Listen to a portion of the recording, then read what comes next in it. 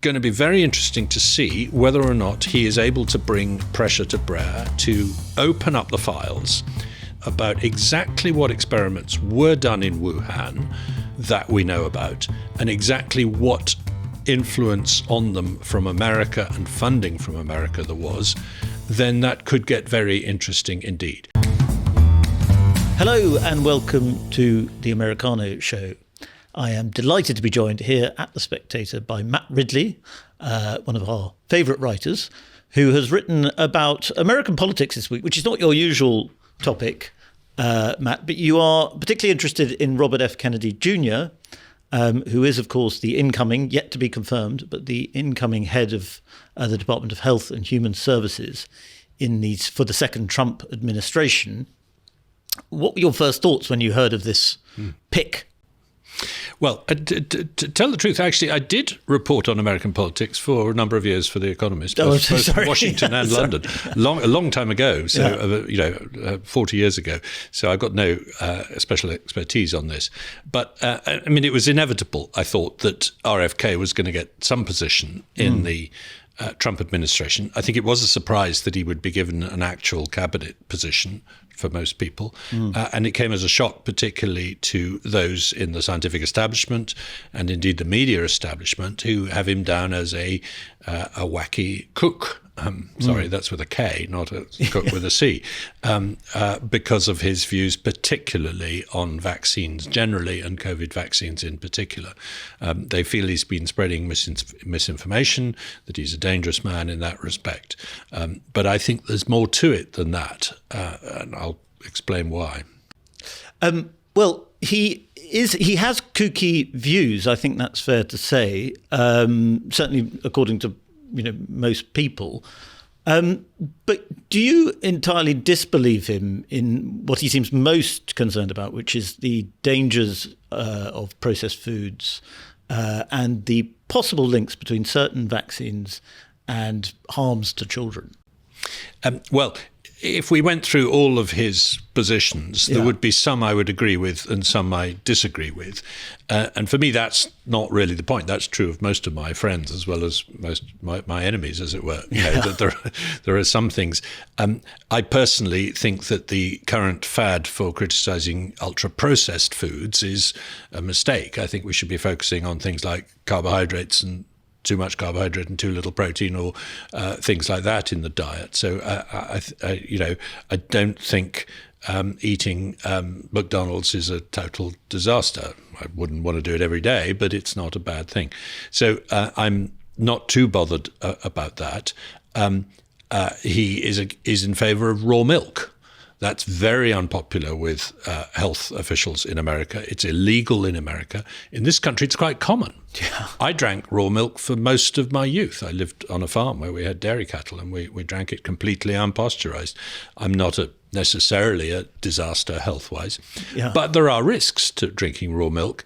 There may also be some advantages in terms of exposing you at various stages in your life to other organisms. It might be the reason that I don't have hay fever or other allergies, for example. I don't think there is evidence supporting that hygiene hypothesis, but not particularly for raw milk. So, yes, there is a lot about RFK's various things to disagree with, but it's vaccines that really stand out as the issue that has annoyed people and that has also fueled his popularity. So I think it's worth focusing on the vaccine issue. And he has embraced and made a film with Andrew Wakefield, who says that MMR vaccines cause autism. He has made a film with him about how tetanus vaccines in Kenya were deliberately contaminated with something that made people infertile. Now, there's no evidence for that. That is a wild conspiracy theory. So he has embraced some wrong conspiracy theories about vaccines. That's true. On the other hand, my point is, who has caused this increase in his popularity? His monthly visits to his website of his organization went from 150,000 to 5 million in the pandemic. Now, I think that was largely because the authorities, particularly in America, were trying to force vaccines on people with misinformation. And they were so desperate for us all to take the COVID vaccine that they told fibs about it. And that came back to bite them. The main fib was that this could stop transmission. The other fib was that it was safe for children. Well, we don't know that. And we do know that COVID was not very dangerous for children. So when RFK says it's medical malpractice to give children COVID vaccines, I don't think he's right, but I think people can see that he sort of has a point. So my argument is, if the medical establishment wants to understand the rise in the popularity of RFK, they need to look in the mirror a bit. And indeed, they weren't entirely straight that it isn't a vaccine, or the COVID vaccines were not vaccines, the mRNA vaccines were not vaccines in any normal sense. And do you think the authorities in Britain and in America were slightly fishy, let's say, about explaining what exactly gene technology does? I personally don't think that is the main problem. The purpose of putting this spike protein into the body was to generate an immune reaction in the body that would then protect you against disease. That is a vaccine to me. I think we're splitting hairs if we try and make the case that it's not a vaccine. But where the critics have a point is that these vaccines were rushed through clinical trials very rapidly, that there are some questions about Pfizer in particular not giving as much information as they could have done about things like side effects and so on. So it is an entirely novel way of making a vaccine, one that's very quick compared with old-fashioned ways, and that's obviously an advantage. If this technology does work in future, it will give us the ability to make vaccines within a year to a new disease, and that is quite exciting. But it is an untested technology, and there are legitimate questions about what putting messenger RNAs into bodies with various adjuvants as well does in terms of sparking other inflammations, other responses in the body. Now, I don't go the full way to saying that there's a huge conspiracy and masses of people are dying, but we do know they do have some side effects. So do most vaccines, and it was vital that when we introduced them, we didn't overclaim, and I'm afraid we did. And that's for me where a lot of the problem comes from.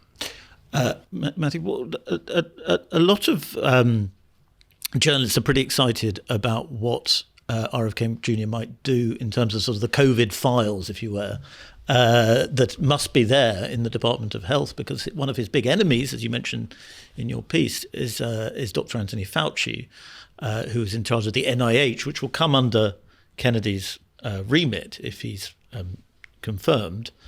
That potentially could, when you think about lockdown, when you think about the lab leak theory, which is something you've written a fair bit about, that potentially could be extremely interesting. Yes. Well, for me, the big reason why the scientific establishment has lost credibility in the last 5 years is because of their approach to the lab leak theory. In private, they thought it was extremely possible. In public, they said it was a conspiracy theory. We now know it certainly wasn't a conspiracy theory. It's very plausible. Everything from the WHO to the FBI have agreed that. It's the official position of the US government, etc. We've seen documentary evidence that within NIAID, the National Institute of Allergies and Infectious Diseases, there was a deliberate attempt to suppress it, even though they thought themselves that it was possible.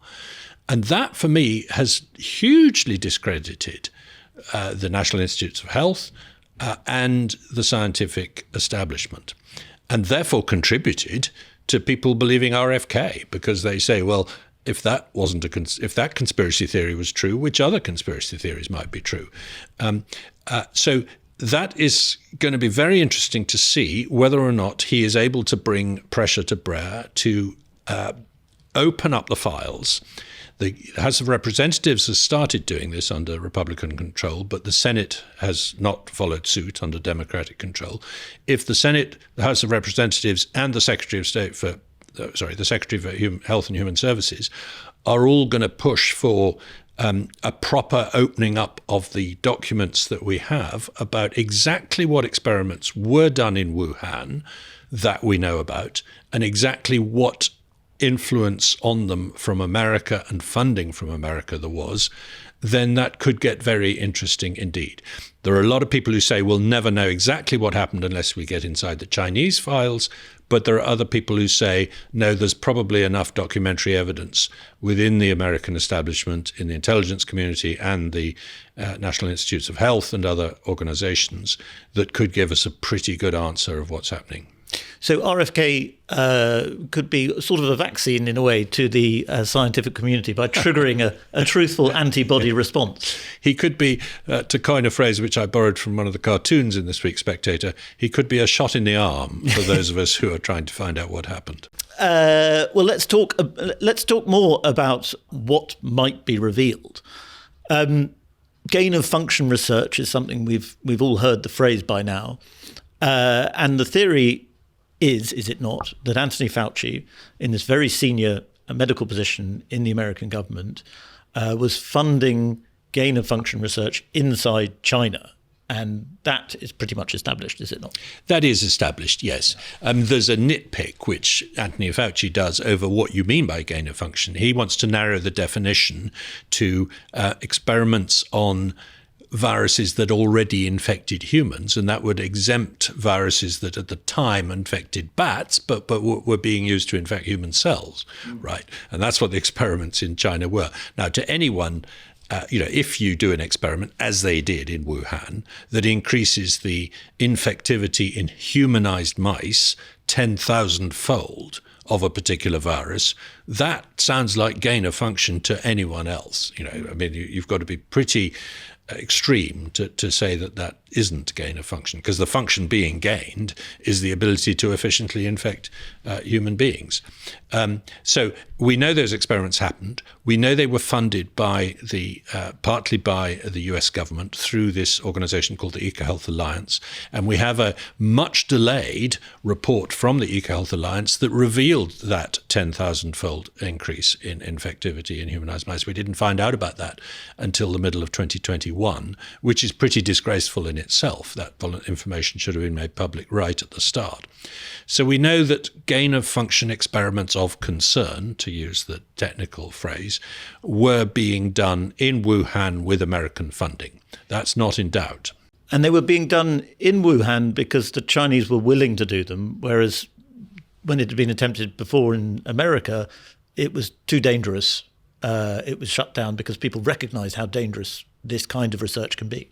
There was a big debate about gain of function research in about 2011 involving influenza viruses, and a decision was taken to be much more careful about doing experiments that could increase the risk to human beings from animal viruses. Then in 2015, an experiment was done in North Carolina with coronaviruses for the first time, which again raised alarm bells, and the scientists themselves wrote in their paper, we need to be very careful about doing these kinds of experiments. Around that time, in fact, just before that paper was published, the Obama administration had brought in a moratorium on US funding of such experiments. Now, as soon as Trump got into office in 2017, when his administration started, that moratorium was lifted. And nobody quite knows why or who asked for it to be lifted. It looks like it was Anthony Fauci himself who was pressing for it to be lifted, but I don't know that for sure. And in any case, it was lifted with the proviso that such experiments would be reported to a particular committee that would then look at them. In fact, that committee hardly ever considered any cases and did not consider any of the cases of work being done in Wuhan. So whether it was for practicality or to evade the legislation that these kind of experiments were in effect outsourced to Wuhan, or whether it was that the Chinese were going to go ahead and do these experiments anyway and the Americans wanted to keep an eye on them by paying to be in the room, as it were, and there's an intelligence aspect there that is quite plausible too. For whatever reason, the effect was to outsource these dangerous experiments to one city in the world, and that was Wuhan, the city where the outbreak happened. That's a pretty gigantic coincidence, because they were working on exactly the right kind of virus. In his book about Anthony Fauci, RFK Jr. really paints him as a kind of almost demonic figure who tried to carry out a coup d'etat against Western democracy, are the words he uses. Is he wrong? Well, Anthony Fauci was the highest paid US government official, bar none. He was in the job for over 30 years. That's an extraordinary length of time when you think about it. You know, J. Edgar Hoover is the only other example that comes to mind, and he became pretty autocratic and powerful. But more to the point, after the 9/11 anthrax scare, bioweapons research was boosted in the US and put on a different track where it was less subject to supervision by Congress. And Fauci was put in charge of that. So he was, in effect, sitting on a relatively unaccountable stream of enormous funding that was going into research on viruses, which was intended to head off the use of these viruses as bioweapons, bioterror weapons, and other things, but strayed into the area of doing the very thing it was intended to prevent, in my view. Now, I wouldn't go so far as to call that a coup d'etat. I think that's a mistake to characterize it as that. But in terms of being untouchable, powerful, and you could not go against his word, well, there's lots of evidence from emails we've seen, etc., that if you were a scientist and you put your head above the parapet and said, I don't think we should be doing this work, you were risking losing funding, losing support within the federal government. So that is a little bit scary. And that explains the sort of various pillars of the scientific community were willing to go along with what seemed to now to have been a cover-up of the lab leak theory and an attempt to brand it racist and unscientific and so on. Well, the science establishment had two options in January, February 2020. One was to say, look, we're looking into it too, and it is possible that it was a lab leak, and we're going to try and find out. And if it was, we'll revise and reform our approach to science funding to make sure that such a thing never happens again. They chose not to go down that road. They chose to go down the other route, which is to say, let's shut this down. Remember, at the time, this was probably just going to be a short burst of an epidemic that fizzled out like SARS. Nobody thought it would be a 4-year ordeal like we were going to have. So the approach saying, look, let's just shut this conversation down. Let's make sure it never gets into the public. Let's make sure that everybody knows that this can be ruled out. We don't really care how, but if we do that, we won't annoy the Chinese government, we won't annoy our collaborators in Chinese universities, and we won't do any damage to the reputation of science. And that's the way they went about it. I think that was a big mistake. I think what should have happened, I think the result of that is that they have tainted the entire scientific enterprise with a risk to its reputation. Whereas before, if they'd done it the other way, they could have tainted just one small corner of virology, and the rest of the scientific enterprise would have been the heroes, as it were. So I really worry that they've damaged the reputation of science by this, and that has played into the hands of people like RFK Jr. It's made them popular. It's made people believe everything he says, and it's made the conspiracy theorists be believed on everything because they were right about this, or they looked like they were right about this. And the depth of the scandal could be so vast or deep that it comes into the realms of geopolitics, international diplomacy, great game power, struggles between the incoming Trump administration and China, which are going to be significant. The Chinese, I think it's fair to say, do not want fair to assume the Chinese do not want the truth about COVID's origins to come out, or the likely truth about COVID's origins to come out. Do you think Donald Trump might be thinking this will be a very good source of leverage in his dealings with the Chinese? Well, I think it's easily possible that this will become a big story in the years to come. I mean, after all, we're talking about possibly the biggest industrial accident that ever happened by a million miles. This makes Bhopal look like a nothing. We're talking 20 plus million people who died as a result of this, as well as the world economy being turned upside down.